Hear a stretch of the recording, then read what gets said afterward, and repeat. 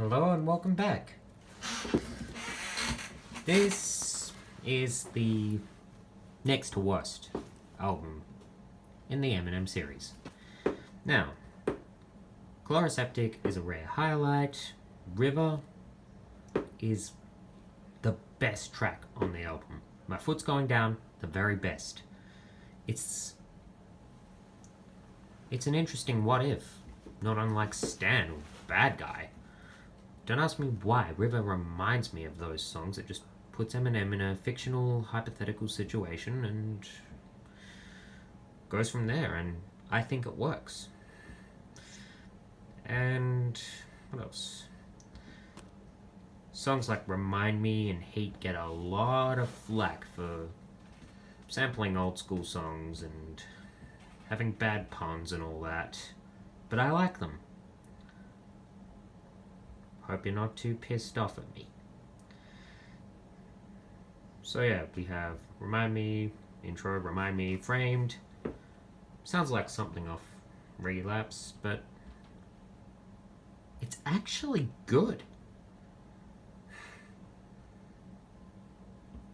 I wonder if this is one of those songs that Eminem discovered on the cutting room floor and decided to use. Like the original demo version of Lose Yourself on the Shady 15 compilation album. Finally, we have Castle and a Rose.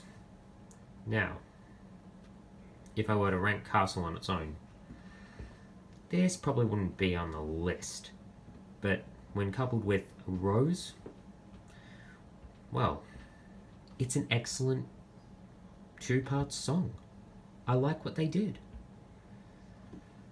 They transition into Castle transitions into a Rose very well.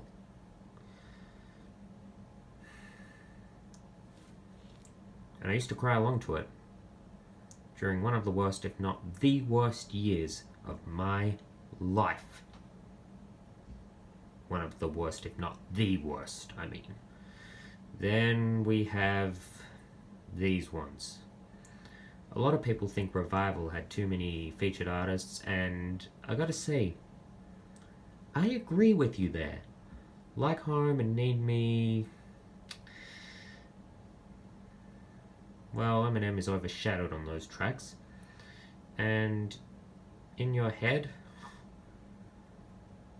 I just wasn't buying it.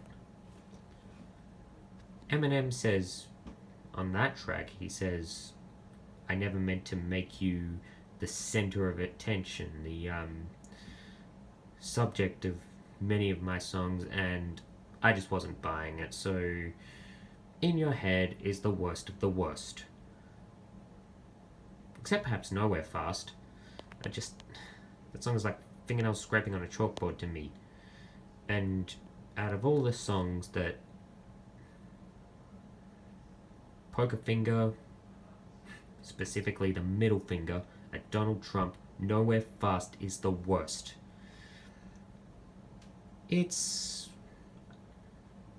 a bit of a mess on the whole, but Revival is at least a tad more consistent than the god-awful Relapse. With all that nonsense out of the way, I'll hit you with my third review very shortly. Tim Goodwin once again signing off.